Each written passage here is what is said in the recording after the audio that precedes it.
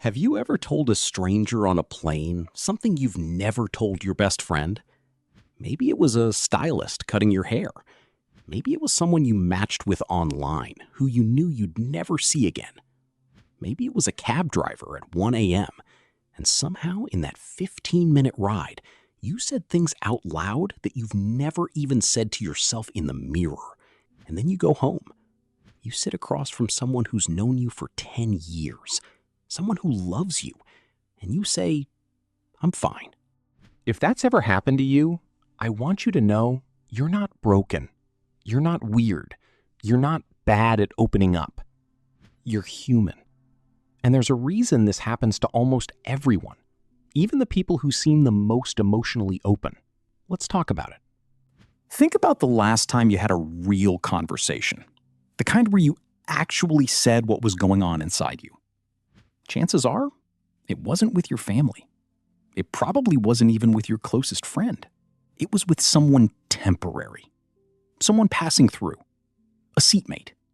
A barista who asked how your day was and actually meant it.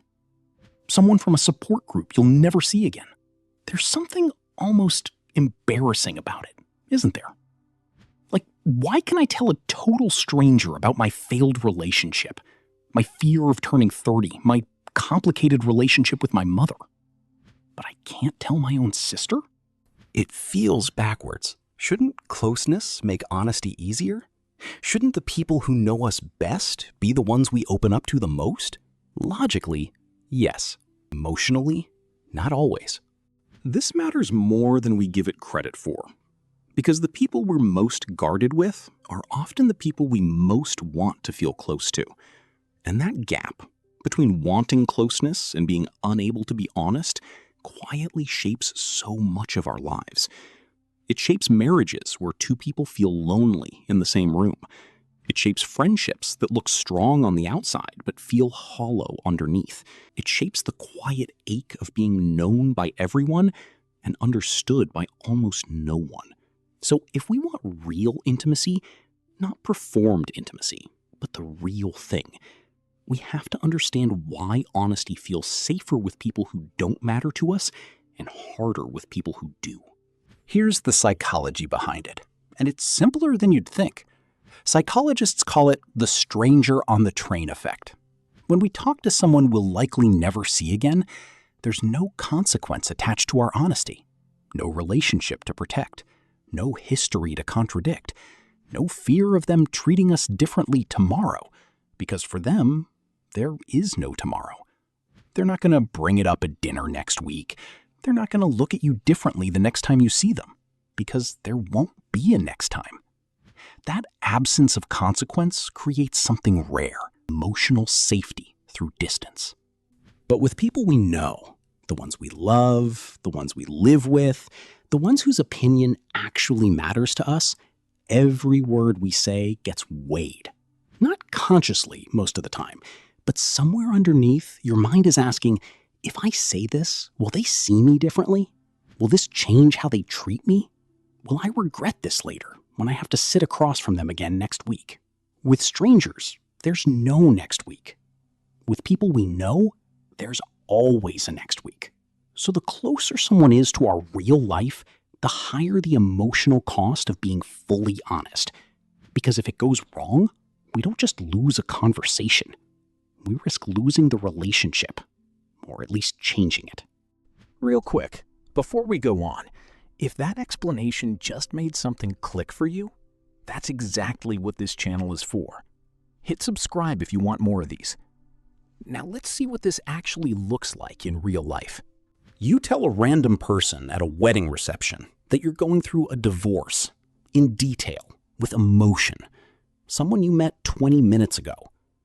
But when your own brother asks how you're doing, you say, busy. You know how it is. You open up to an online forum about a mental health struggle, using words you've never spoken out loud to anyone in your real life. You've told a hairdresser about a breakup with more honesty than you've told the friend who was there for the whole relationship, because the hairdresser has no stake in your story.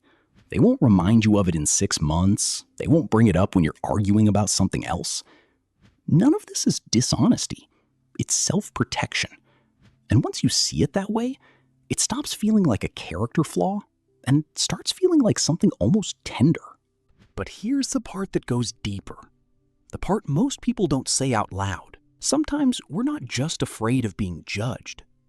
We're afraid of being truly seen by the people whose opinion we can't afford to lose. Because if a stranger rejects the honest version of you, it stings for a moment, and then it's gone. But if the people closest to you reject the honest version of you, the real one, not the curated one, that's not a small loss. That could mean losing the person you go home to, the person you built your identity around loving you. So without even realizing it, we keep our most important relationships slightly at arm's length. Not because we don't trust these people, but because we trust the relationship too much to risk it. We'd rather stay comfortably unknown than risk being painfully rejected by someone whose love we actually need. That's not distance. That's a very quiet form of self-protection wearing the costume of, I'm just a private person. Here's what most people get wrong about this, though. They assume the goal is to become an open book with everyone, to tell your coworkers your trauma, your parents your doubts, your partner every unfiltered thought the moment it appears. But that's not emotional health. That's oversharing dressed up as vulnerability. The goal isn't maximum honesty with everyone. It's appropriate honesty with the right people, slowly building enough safety with a few close relationships that you don't need a stranger to hear the real you. Because real intimacy isn't the absence of fear. It's choosing honesty despite the fear, with someone who has actually earned the right to hear it. So here's a gentle place to start, if any of this hit close to home. Notice this week where you're being more honest with strangers than with people you love. Not to judge yourself, just to notice. And then ask one small, quiet question. Is there one person in my life I could tell one true thing to? Even if it's small. Not your whole story, not your whole heart. Just one honest sentence to one person who matters, instead of 100 honest sentences to people who don't. That's how real closeness gets built. Not in one big confession, but in small, repeated moments of choosing truth with the people who are actually going to stay. Because maybe the real question isn't, why am I more honest with strangers? Maybe it's this: who in my life have I stopped trying to be fully known by? And what would it cost me to try again? If this made you think of someone, or made you think about yourself a little differently, that's enough. You don't have to fix it today.